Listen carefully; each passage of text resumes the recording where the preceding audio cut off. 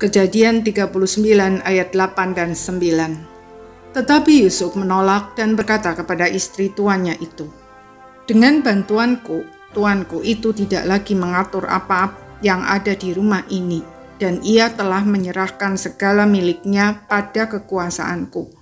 Bahkan di rumah ini ia tidak lebih besar kuasanya daripadaku, dan tiada yang tidak diserahkannya kepadaku selain daripada engkau, sebab engkau istrinya.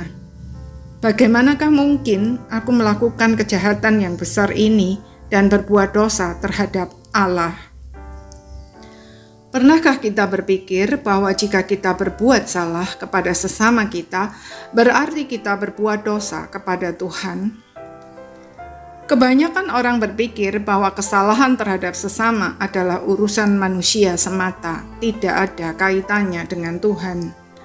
Akibatnya, kita mudah sekali jatuh ke dalam dosa tanpa menyadari bahwa yang kita lakukan itu adalah dosa.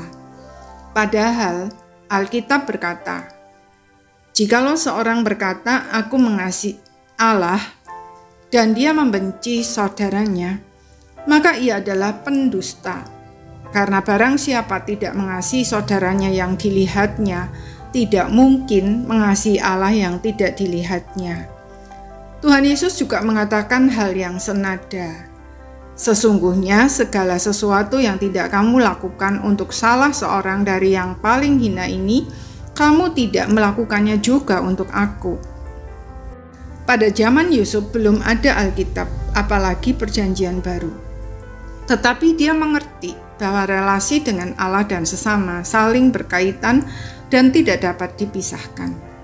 Iman dan pengenalannya yang mendalam akan Allah membuat Yusuf memiliki kesadaran moral yang sangat tinggi bahwa kesalahan terhadap sesama manusia adalah dosa terhadap Allah. Mari kita cermati apa yang dikatakan Yusuf kepada istri Potifar yang menggodanya untuk berbuat zina. Yusuf berkata, "Dengan bantuanku, tuanku itu tidak lagi mengatur apa yang ada di rumah ini, dan ia telah menyerahkan segala miliknya pada kekuasaanku. Bahkan di rumah ini ia tidak lebih besar kuasanya daripadaku, dan tiada yang tidak diserahkannya kepadaku selain daripada engkau, sebab engkau istrinya." Seharusnya lanjutan kalimat itu adalah, "Bagaimana mungkin aku berkhianat terhadap Potifar?" Tetapi bukan itu yang Yusuf katakan. Yusuf berkata, "Bagaimana mungkin aku melakukan kejahatan yang besar ini dan berbuat dosa terhadap Allah?" Itulah kunci kemenangan Yusuf. Dia sama sekali tidak tergoda oleh rayuan istri Potifar. Padahal situasi saat itu sangat memungkinkan untuk Yusuf jatuh. Dia masih muda, jauh dari keluarga, sendirian dan kesepian. Saat itu tidak ada seorang pun di dalam rumah kecuali mereka berdua. Tawaran yang diberikan sangat menggiurkan. Apakah kita rindu untuk menang dalam setiap pencobaan?